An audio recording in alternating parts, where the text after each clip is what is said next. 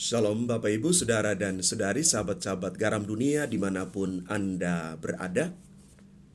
Hari ini kita bersama-sama seluruh gereja sejagat merayakan Hari Raya Kenaikan Tuhan Yesus.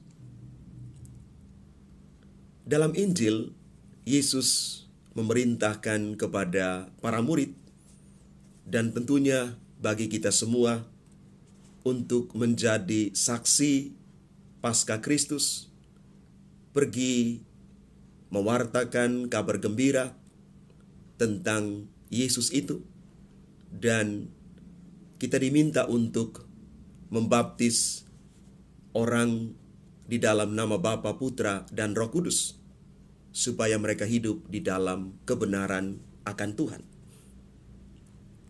Saya pada kesempatan ini ingin memberikan katekese singkat tentang pembaptisan yang mungkin sudah kita ketahui bersama.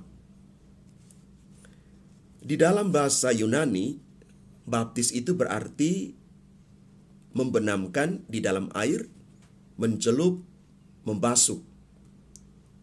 Dalam Perjanjian Lama ada peraturan yang mewajibkan para imam untuk membasuh diri sebelum mereka mempersembahkan kurban kepada Allah.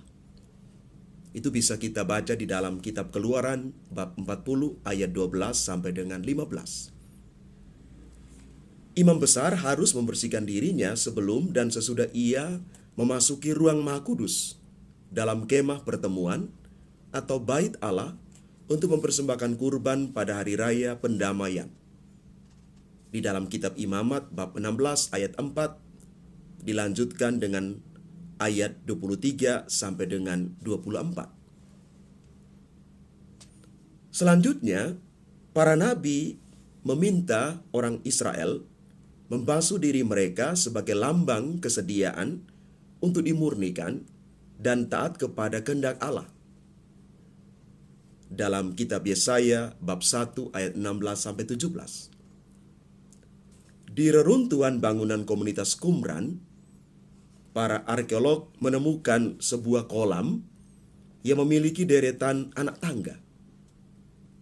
Penghuni Qumran membasuh diri mereka di kolam ini untuk menunjukkan bahwa mereka siap hidup murni. Pada periode yang sama, Yohanes Pembaptis tampil dan berkhotbah di lembah Sungai Yordan. Ia mengajak orang untuk dibaptis sebagai persiapan menyambut kedatangan Yesus, Mesias, yang lebih berkuasa dari dirinya dan mencurahkan Roh Kudus bagi umat Allah. Kita bisa membaca di dalam Injil Lukas bab 3 ayat 15 sampai dengan 17. Dan Bapak Ibu saudara-saudari yang terkasih, Yesus sendiri tampaknya tidak pernah membaptis orang sepanjang hidupnya. Kita bisa baca dalam Injil Yohanes bab 4 ayat 1 sampai 2. Tetapi Yesus menganjurkan agar mereka yang disembuhkannya membersihkan diri menurut ketentuan hukum Taurat.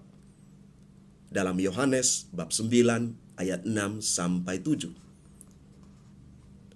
Sebelum Yesus terangkat ke surga, dia memerintahkan murid-muridnya untuk mengajar dan membaptis orang-orang dari segala bangsa. Injil Matius bab 28 ayat 18 sampai dengan 20. Para murid menaati perintah itu. Kisah para rasul banyak mengisahkan bagaimana para murid Yesus membaptis orang-orang yang mengimani Kristus dan menjadi anggota gereja. Orang-orang ini bersedia dibaptis, dan dengan itu mereka bertekad untuk berhenti dari perbuatan dosa, berbalik dari cara hidup yang lama menuju cara hidup yang baru, serta taat kepada kehendak Allah. Kita bisa baca dalam Roma bab 6 ayat 1 sampai dengan 4. Bapak Ibu saudara-saudari yang terkasih, inilah katekese sederhana tentang pembaptisan itu. Lalu apa pesan makna perayaan pesta kenaikan Tuhan Yesus ke surga hari ini? Yang pertama, Yohanes mengatakan Yesus naik ke surga untuk menyediakan tempat bagi orang yang percaya kepadanya pada kedatangan Yesus yang kedua kalinya.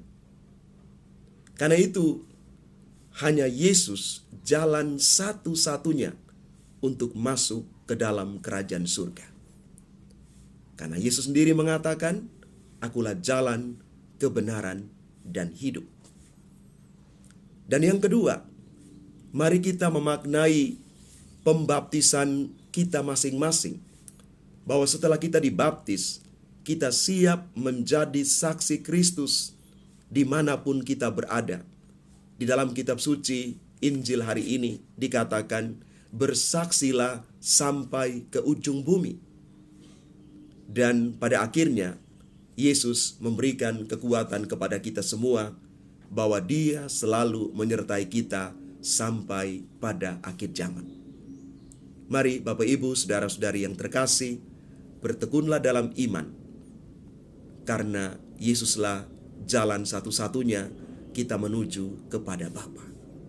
Tuhan memberkati kita sekalian. Amin.